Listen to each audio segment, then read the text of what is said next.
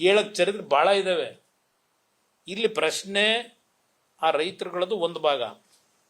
ನಂತರ ಯಾತಕ್ಕೆ H K Patil ಜೊತೆಲಿ ಕೂರಿಸ್ಕೊಳ್ಳಿಲ್ಲ? ಇವತ್ತು ಎಂ ಬಿ ಪಾಟೀಲ್ನ ಕೂರಿಸ್ಕೊಂಡಿದ್ದೀರಿ.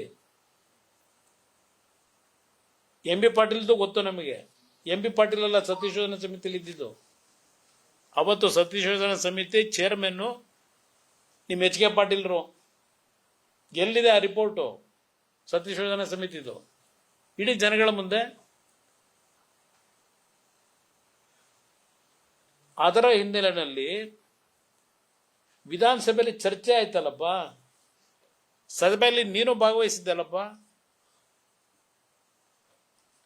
ನೀವು ಭಾಗವಹಿಸಿ ಏನೇನು ಚರ್ಚೆ ಮಾಡಿದ್ರಿ? ಶಿವಕುಮಾರು, ಸಿದ್ದರಾಮಯ್ಯ, ಮಲ್ಲಿಕಾರ್ಜುನ್ ಖರ್ಗೆ, ಧರ್ಮಸಿಂಗು, ಶ್ರೀರಾಮ್ ರೆಡ್ಡಿ, ಮಾಧುಸ್ವಾಮಿ, ಜಯಪ್ರಕಾಶ್ ನಾರಾಯಣ್, ಹೇಳ್ತಾ ಹೋಗಬಲ್ಲ ಹೆಸರುಗಳನ್ನ. ಯಾರ್ಯಾರು ಚರ್ಚೆಯಲ್ಲಿ ಭಾಗವಹಿಸಿದ್ರು, ಏನೇನು ಚರ್ಚೆಗಳಾಯ್ತು ಹೇಳಿದ್ರಲ್ಲಪ್ಪ ನೀವು ಅವತ್ತು ಸಭೆಯಲ್ಲಿ, ವಿಧಾನಸಭೆಯಲ್ಲಿ ಅಧಿವೇಶನದಲ್ಲಿ ಹೇಳಿದ್ರಿ. ಕೇವಲ ಅದು ಸ್ವಾತಂತ್ರ್ಯ ಬಂದಂತ ಸಂದರ್ಭದಲ್ಲಿ ಮುಖ್ಯಮಂತ್ರಿ ಆದಂತ ಕೆ ಸಿ ರೆಡ್ಡಿ ಅವರ ಕಾಲದಿಂದ ಧರ್ಮಸಿಂಗ್ ಕಾಲದವರೆಗೆ ನಾವು ಕೇವಲ 18,000 ಎಕರೆ ಅಕ್ವೈರ್ ಮಾಡಿದ್ದು ಭೂಮಿನ. ಈ ಸರ್ಕಾರ ಬಂದು ಬಿಜೆಪಿ ಜೆಡಿಎಸ್ ನ ಸರ್ಕಾರ 18 ತಿಂಗಳಿಗೆ 1,60,000 ಎಕರೆ ಭೂಮಿ ನೋಟಿಫಿಕೇಶನ್ ಮಾಡಕ್ ಕೊಟ್ಬಿಟ್ಟವ್ರೆ. ಇದೆಲ್ಲ ಭಾಷಣ ಮಾಡಿದಿರಲ್ಲಪ್ಪ. ಅದೆಂತದ್ದು ಇಷ್ಟೊಂದು ಕಂತು ಇಟ್ಕೊಂಡಿದ್ರಲ್ಲ, ಚೀಟಿಗಳು ತೆಗೆದು ಆ ಕಡೆ ಈ ಕಡೆ. ಪಾಪ ನೋಡ್ತಾ ಇದ್ದೆ ನಿಮ್ಮ ಪರದಾಟನ. ನಿಮ್ಮ ಮುಖದಲ್ಲಿ ಆ ಪಾಪ ಪ್ರಜ್ಞೆ ಅನ್ನೋದು ತುಳುಕ್ತಾ ಇತ್ತು ಆ ಟಿವಿಲಿ ನೋಡಿದ್ರೆ. ನಾನು ಯಾಕೆಂದ್ರೆ ಬೆಳಗ್ಗೆ ಕ್ಯಾಬಿನೆಟ್ ಮೀಟಿಂಗ್ ಇತ್ತು, ಕ್ಯಾಬಿನೆಟ್ ಮೀಟಿಂಗ್ ಮುಗಿಸ್ಕೊಂಡು ಬಂದೆ. ನನ್ನ ಕ್ಷೇತ್ರದ ಒಂದು 25-30 ಜನ ಲೀಡರ್ಗಳು ಬಂದಿದ್ರು. ಅವ್ರ ಜೊತೆಲಿ ಊಟ ಮಾಡ್ತಾ ಕೂತಿದ್ದೆ. ಆಗಿಲ್ಲ ಯಾರ ಬಂದು ತೋರಿಸಿದ್ರು. ಅದರಿಂದ ನಿಮ್ಮನ್ನೀಗ ಅಬ್ರಪ್ಟಾಗಿ ಕರೆದೆ. ಈಗ ಅಷ್ಟೇ ಚರ್ಚೆ ಮಾಡೋಣ, ಅದು ಬರೀ ಒಂದ್ ಸೈಡ್ ಹೋಗಬಾರದು ಸುದ್ದಿ ಅಂತ. ಇಲ್ಲಿ ಚರ್ಚೆ ಮಾಡಿದ ದಿವಸನೇ ಈಗ ಅದನ್ನು ಡೇಟ್ಗಳು ಹೇಳೋರಲ್ಲ. ಸನ್ಮಾನ್ಯ ಆನರಬಲ್ ಚೀಫ್ ಮಿನಿಸ್ಟರ್ ಅವರ ಅಧ್ಯಕ್ಷತೆಯಲ್ಲಿ ಯಾವ್ಯಾವ ಡೇಟು ಅಂತ ಹೇಳಿದಿರಲ್ಲ. ಹಲವಾರು HLCC ಮೀಟಿಂಗ್ಗಳು ನಾನು ಮುಖ್ಯಮಂತ್ರಿ ಇದ್ದಾಗ ಮಾಡಿದ್ದೇವೆ.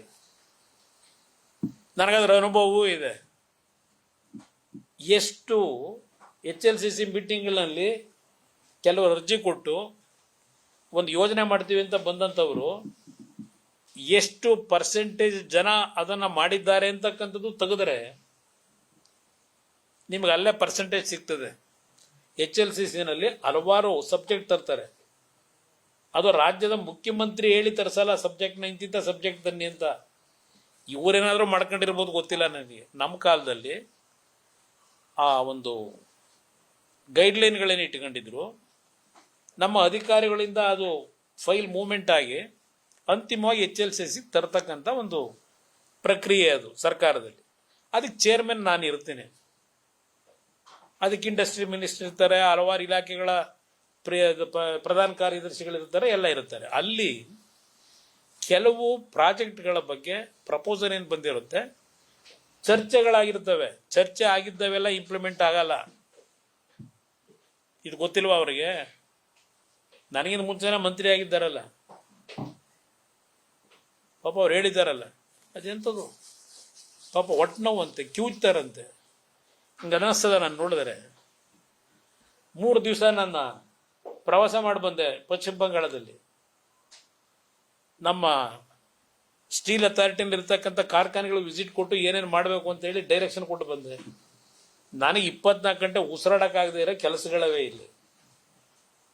ಅಲ್ಲಿ ರಾಜ್ಯದಲ್ಲಿ ಯಾರು ಮುಖ್ಯಮಂತ್ರಿ, ಯಾರನ್ನ ನೋಡಿ ಹೊಟ್ಟೆವರಿ ಪಡಬೇಕು, ಟೈಮ್ ಇರಬೇಕಲ್ಲ ನನಗೆ. ಅದರಿಂದ ಈ ಲಘುವಾದ ಮಾತುಗಳನ್ನು ನಿಲ್ಲಿಸಿ,